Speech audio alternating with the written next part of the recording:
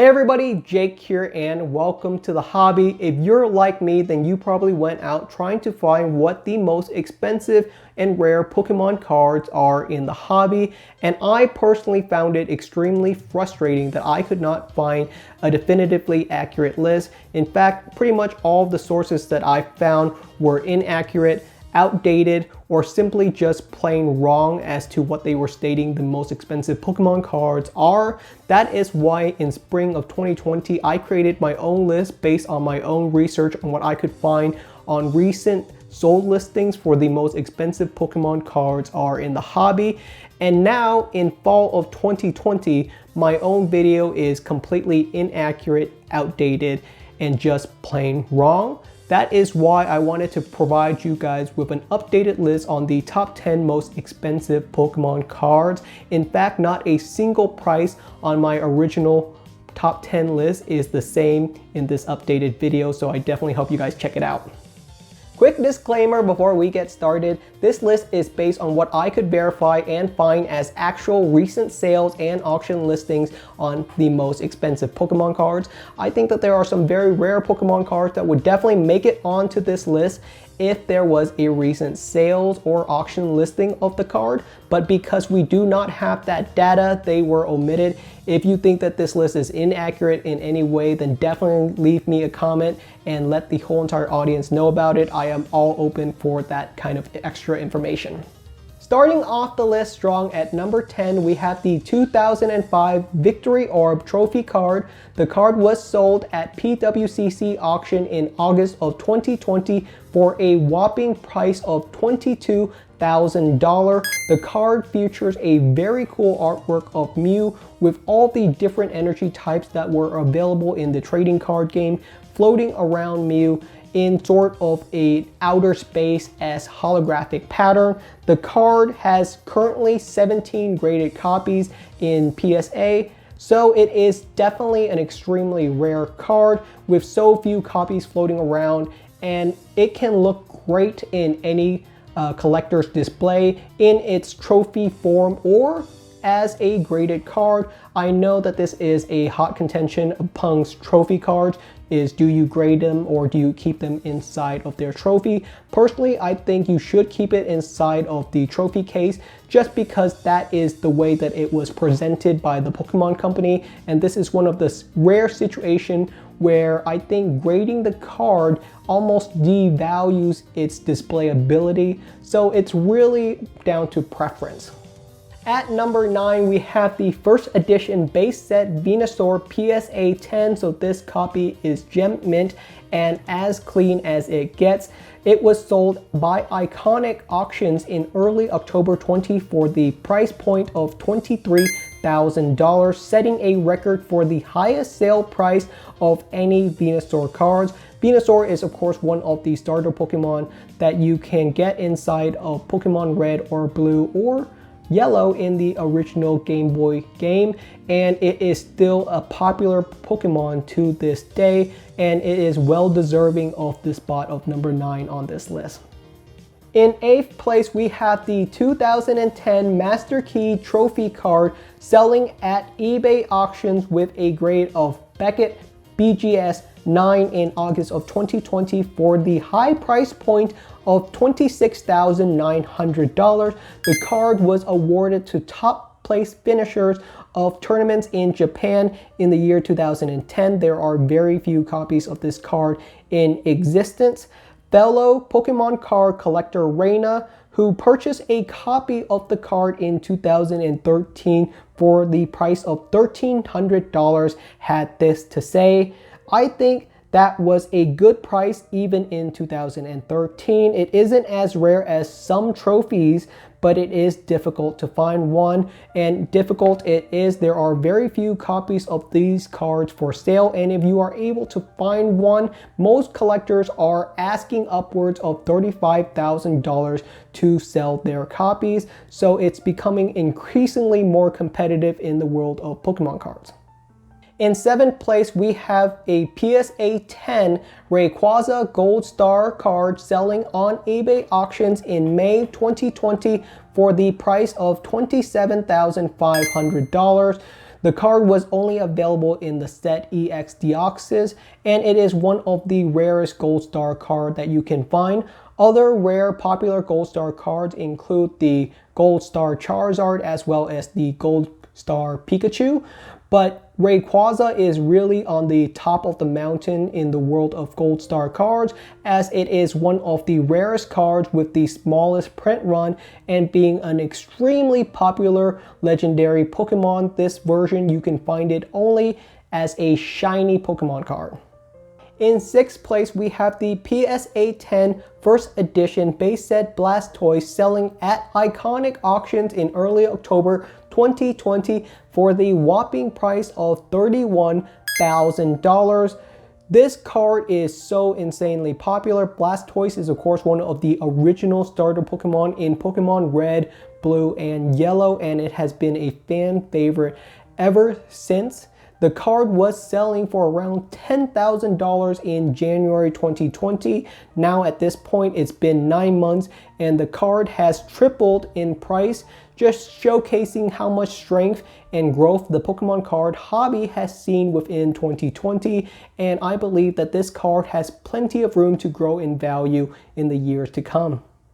Before we count down the top 5 most expensive Pokemon cards in the hobby, I definitely wanted to give an honorable mention to a $200,000 First Edition base set booster box that was purchased in 2020 by YouTube's own Logan Paul. Logan opened the whole entire First Edition base set booster box live on stream to over 300,000 viewers, with me included as one of those viewers, and I thought the whole entire stream was so much fun, and it really brought me back to the core reasons for why I am in the hobby, which is really sharing in all the fun and enjoyment with other collectors. And honestly, I have never seen a more positive and welcoming community in any other hobby. Really, you guys make this so much fun, so thank you for being in the hobby with me. Kicking off the top 5 most expensive Pokemon card, we have the PSA 9 Kangaskhan trophy card selling at Heritage Auctions in July 2020 for a heavy price of $37,000. The card was awarded to winners of a very small parent-child competition in Japan in 1998. There were very few copies of the card given away, and it's considered one of the first trophy cards in the hobby. The card is very aesthetically pleasing, featuring the artwork of Kangaskhan, so it's very thematic with a parent-child tournament, and some people consider this to be the really peak of Pokemon card collecting. There are very few copies of this card available. The one sold in the auction was a PSA 9, and there are PSA 10 copies out there, so if one were to ever be put up for auction, I expect it to have a heavy premium over the PSA 9. In 4th place, we have a PSA 10 copy of Ishihara GX selling through eBay in the 2nd quarter of 2020 for the whopping price of $50,000 to fellow Pokemon card collector Jeremy Padawer. If you did not know, Ishihara is one of the original founders of the Pokemon Company, and he retired very recently. The card was given out to top executives at the Pokemon Card Company. A print run of around 30 copies were given out, and only 3 executives in the United States were given a copy.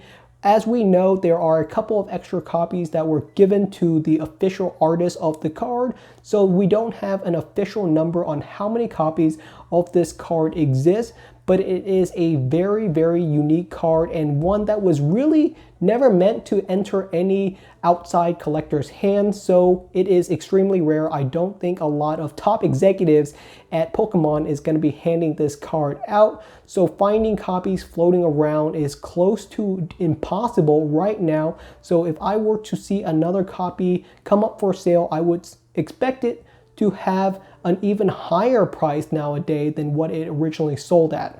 Getting on the podium in 3rd place, we have the #1 trainer Mewtwo card at a PSA 10 grade selling at Heritage Auction in July 2020 for the insanely massive price of $90,000. The card features the words Secret Super Battle because the location of the tournament that you could win this card at was a secret. The card was given out on regional tournaments in Japan only in 1999. There are 7 regional tournaments, so we can assume that 7 copies of this card exist. We do not know an exact number of how many copies are floating around, but it is currently less than a handful. So I expect this card to continue to grow in demand as more and more collectors would like to have such an amazing card inside of their own collection. In second place and completely eclipsing third place, we have the PSA 10 first edition base set Charizard selling for $226,000 at iconic auctions in October 2020. The card was purchased by rapper Logic, who is a massive fan of Pokemon card himself, opening up whole entire base set booster box with fellow people right on video that you can see on Instagram and Twitter. So it is a lot of fun that there are so many collectors in all different genres and areas in the hobby. The first edition base set Charizard is considered the peak Pokemon card for a lot of different collectors, and there are very few copies of it floating around, with only 120 PSA 10 copies available to the whole entire market, and there are way more people that want this card than 120 copies can ever satisfy. So I can expect that this card will continue to climb in price as demand for this card continue to grow and completely outstrip the supply that is currently available. Quick shout out to Gary from Pawn Star, who holds the largest collection of PSA 10 Charizard. His collection is incredibly expensive, and you can purchase his whole entire collection for the modest price of $9.9 million right now on eBay. I will link to the store in the description, and I definitely hope that Gary gets his asking price. Inching out the first edition base set Charizard in first place, we have the PSA 9 Illustrator Pikachu selling at a Japanese auction Zen Plus for the great price of $233,000. Illustration Pikachu is considered the holy grail for many collectors in the hobby and is truly the peak of the mountain in terms of Pokemon cards. There are very few copies of this card in existence. It features a very early version of Pikachu, a very round and pudgy design that I think is absolutely adorable. There were officially around 39 to 41 copies of this card distributed to winners of illustration contests in Japan during the very early days of Pokemon cards. But now we really only know of a handful of copies in existence, and I actually think $233,000 is an absolute steal for this Pokemon card, and some of the reasons for that was because it was sold in a pretty obscure auction in Japan. If the card was sold in an American auction where there are much more demand for the card and it was much easier to bid on the card, I think it would have reached an estimated price of around $400,000 to $500,000, but that is really in the dream state. So congratulations to the buyer who purchased this card, because I think this is going to be one of the best Pokemon cards, and it will continue to be on this list for years to come. Alright everybody, that's the end of today's video, and it concludes our updated list for the top 10 most expensive Pokemon cards in the hobby. Did I miss anything, or do you agree or disagree with any of the spots on this list? Let me know down in the comments. I always enjoy hearing from you guys, and it's one of the biggest reasons for why I enjoy being in the community.